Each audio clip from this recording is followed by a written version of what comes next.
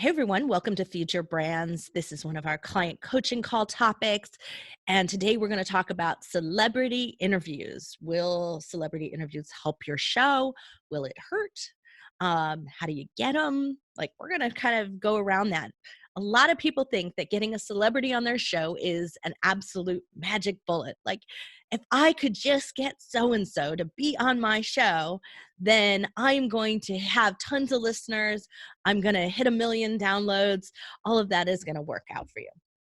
And for those of you who have been taking interviews already, you know the incremental progress from even doing people within your niche, people who are extremely relevant, can be a lot slower than that. So celebrities may not be all that different for you. That being said, there's some really highlighted exceptions in the group. So celebrities who start their own podcast do extremely well, but they put money behind them, and whoever is sponsoring them is putting a lot of money behind promoting their show, bringing them forward and into the marketplace and getting them subscribers and listeners. So it's not just on the celebrity name that it is. They're doing a lot of advertising and marketing. So it's not enough just to have them on your show. It can bring much needed credibility if there's a fit. So let's talk about some of the criteria that I go on. So if I have a celebrity that I want to bring on the show and I'm thinking about them and I'm thinking about, do I want them, is this going to help bring me listeners? The reality is like, hey, I don't want to just tap into any celebrity. I don't want just any Kardashian. I don't want someone who just has 1 million followers. I want them to be the right followers for my show at the end of the day. So if they're not, if I have got a health and wellness podcast, I don't want someone who isn't a absolute influencer in addition to being a celebrity in the health and wellness world. So maybe it's Jillian Michaels you want on your show, something like that if you're in the fitness arena. So thinking about who you want that is a right fit, who's going to bring not only credibility of who they are in your industry, so that celebrity is going to transfer into authority to you. Because remember, whenever you are the host, you have a higher authority than anyone on your show. They are invited guests. You have the authority. Own that, believe that, because if you're going to do celebrity interviews, you're going to have to maintain that level of integrity and control and curation for your audience. And that's why choosing your celebrity wisely is really important. So that's my number one thing, is that I really want to make sure I'm choosing someone who's going to add credibility from the industry to me by my being associated with him or her.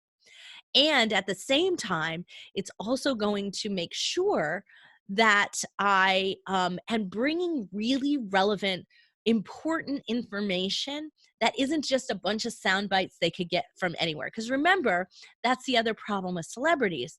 They're everywhere. So they've been interviewed on tons of different shows. Barbara Walters, Oprah Winfrey, like back when, right? Whoever's new today, Ellen's interviewed them, right? Whoever has interviewed them, they've asked them questions. They've gone deep into these things. So your job is not to ask them the same questions that everybody else asks. Your job is to bring whatever's extremely relevant to your audience and your show back to them. And when you can do those things, get a high authority and a really relevant, undiscussed bit of information matched to your show topic, you're going to keep your audience engaged. They're going to share the episode with others. That celebrity boost is going to start to happen, but it's not going to be a viral spike. It's very rare that happens. Now, how can it happen? Well, WTF, not WTFFF, my very first podcast, but WTF, Mark Marone's podcast, made it. I mean, it got put on the map by the fact that he had Obama on his show, and he never had a president before, never, and in this case, I think it was a candidate because he was still running at the time, but never had one on a podcast before. So it was a new media, which was interesting. So everyone was covering it. It was picked up by every news media outlet that President Obama had done this show.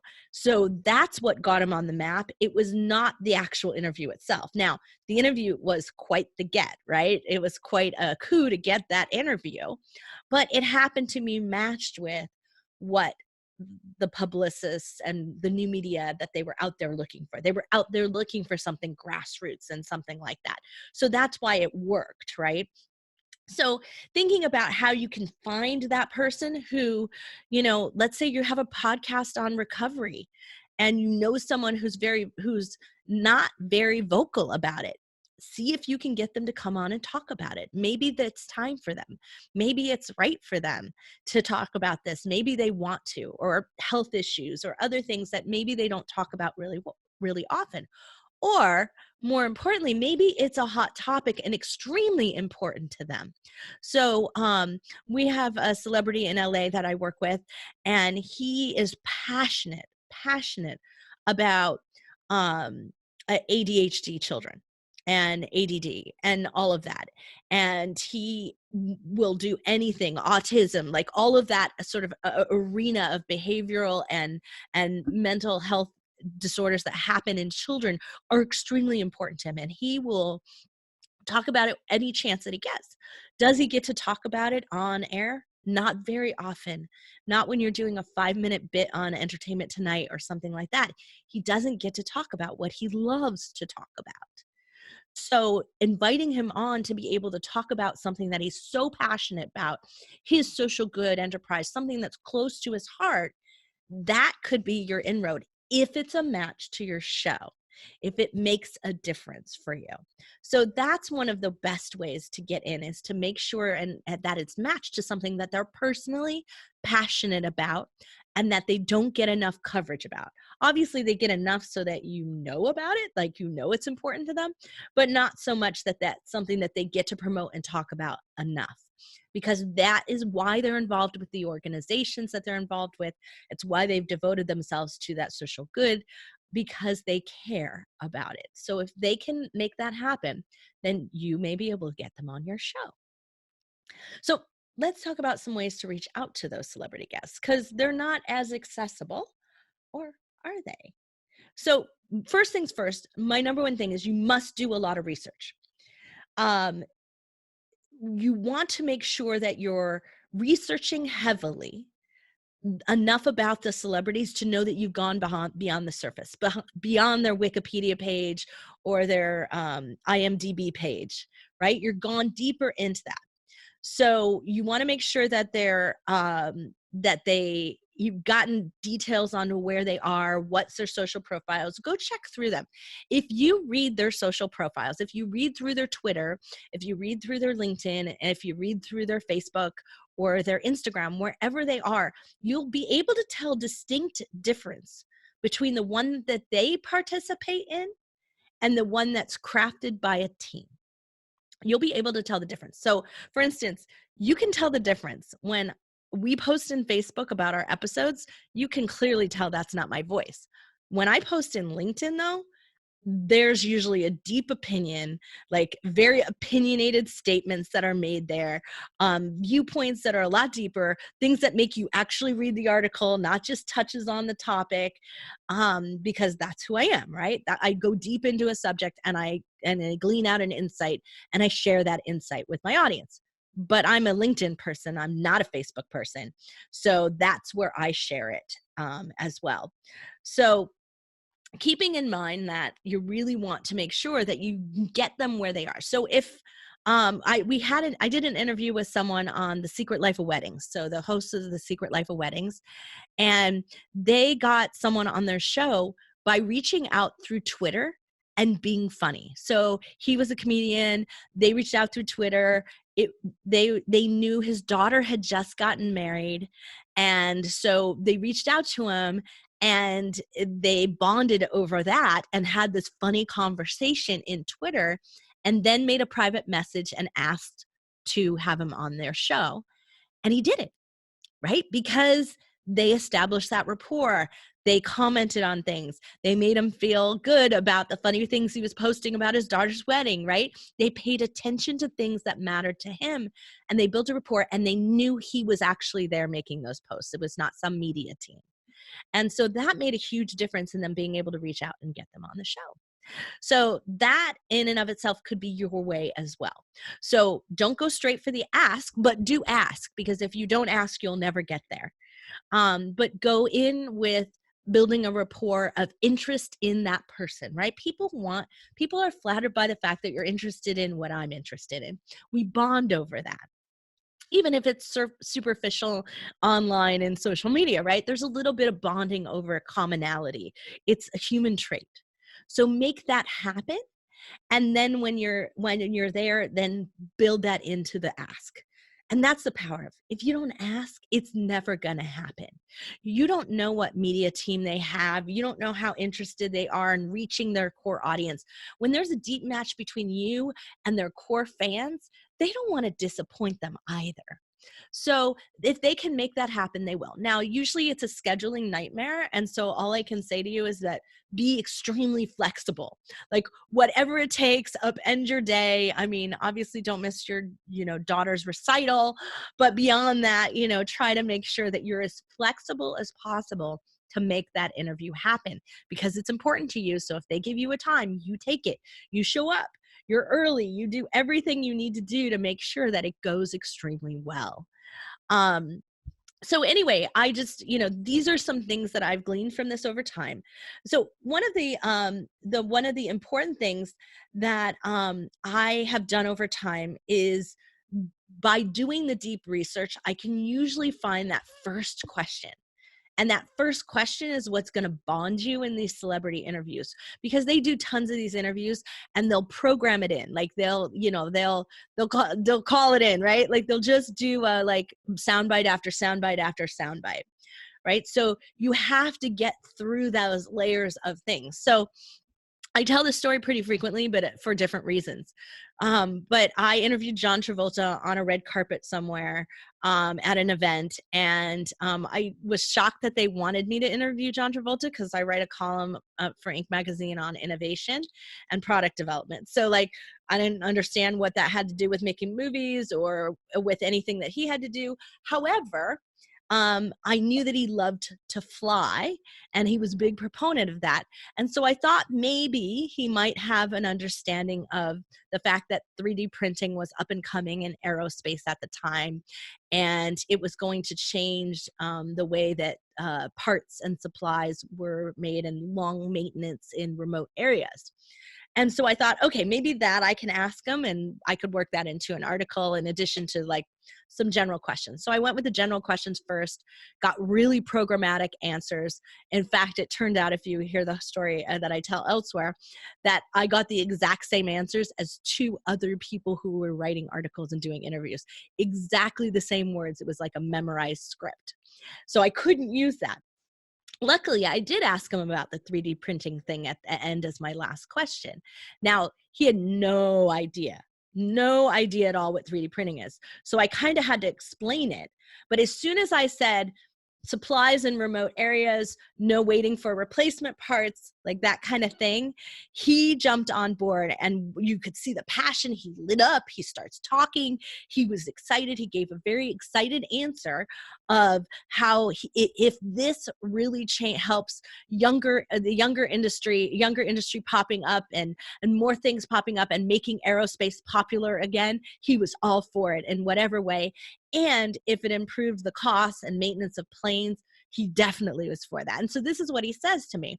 But he was lit up, totally different demeanor, and I hit a hot button for him. And I guarantee you, if I had known enough about the aerospace industry, I'm sure that he would have kept talking to me. I'm sure he wouldn't have moved down the line at that moment if I could have asked another question. So this is where you build the rapport. So doing the deep research, and if it's core and in your expertise, which that obviously was not, there will be that respect will happen. and that mutual respect, and they won't cut you short. Like, I have done interviews where they went way longer, or their team is trying to pull them out of there and they're like, no, I want 5 more minutes here, because they know that my audience and their missions are matched. So when you can make that happen, you can make for a very successful interview. And that's where the final thing that happens when you get a celebrity interview, which is your goal all along, was you wanted it to boost your show, right? You wanted it to boost the numbers. So in order to do that, you want to make sure that they share it. Because if the PR team just does their typical share and it doesn't happen personally and authentically, their audience knows it. But when it is shared authentically and personally, and they're excited about it and they share it out and they're like, I had so much fun on this interview, or like, we did some cool things. You guys got to listen to this show. This host is off the chart. Like, whoa, yay, right? That's what you want, is that kind of reaction, because they lived in the moment of you having conducted an amazing interview where you showed such deep respect and interest in their interest.